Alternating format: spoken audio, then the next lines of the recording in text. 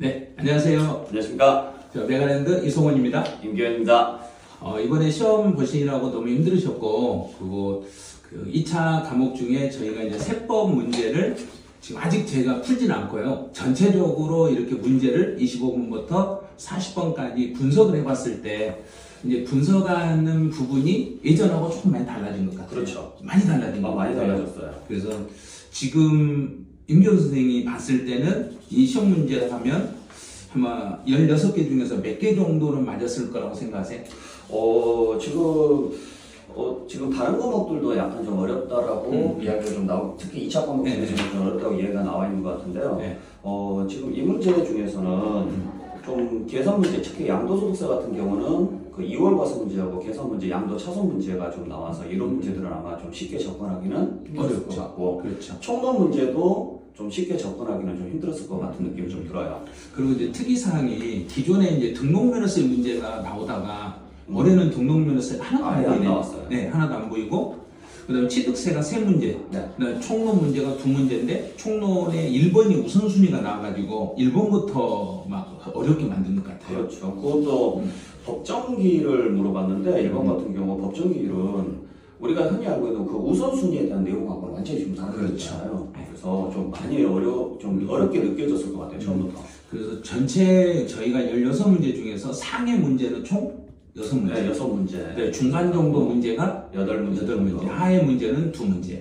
근데 작년 같은 경우는 하해 문제가 한 8문제 됐거든요. 그렇죠. 그런데 올해는 하해 문제가 2문제니까 세법에서 난이도가 극상이라고 보시면 돼요. 엄청 많이 올라갔죠. 작년에도 쉽지는 않았는데 올해도 작년보다는 조금 더 난이도가 올라간 것 같은 느낌이. 그래서 작년에는 그래도 양도소득세에서 그래도 한 2-3개 정도 쉬웠었는데, 그렇죠. 올해는 양도소득세 문제가 쉬운 문제가 아니라 완전히 생각을 엄청나게 해야 될 문제들, 이렇게 문제가 출제되다 보니까 이제 마지막 시간에 아마 시험을 보시면서 너무 이렇게 멘붕이 왔을 것 같아요.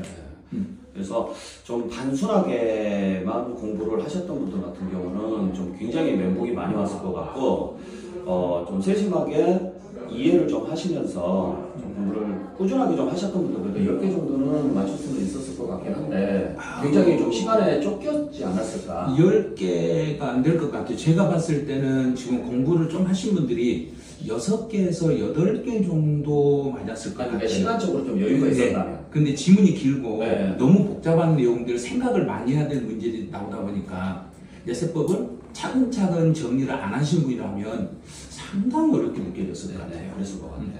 그래서 이번 시험을 보시면서 너무 힘들으셨고, 그리고 이제 저희가 이제 문제 해설을 해가지고 해설 강의를 해드릴 건데, 근데 너무 세법이 난이도가 진짜 높았다는 것만 알고 계시라는 거예요. 그래서 아마 지금 2교시 때 중개사법이 약간 좀 많이 어려웠다는 이야기가 좀 있거든요.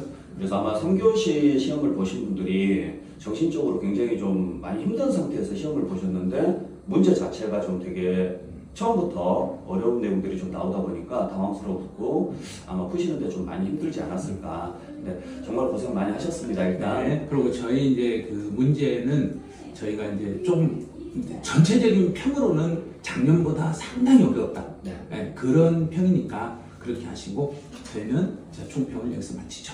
네, 시험 보시라고 수고 많으셨습니다. 수고하셨습니다.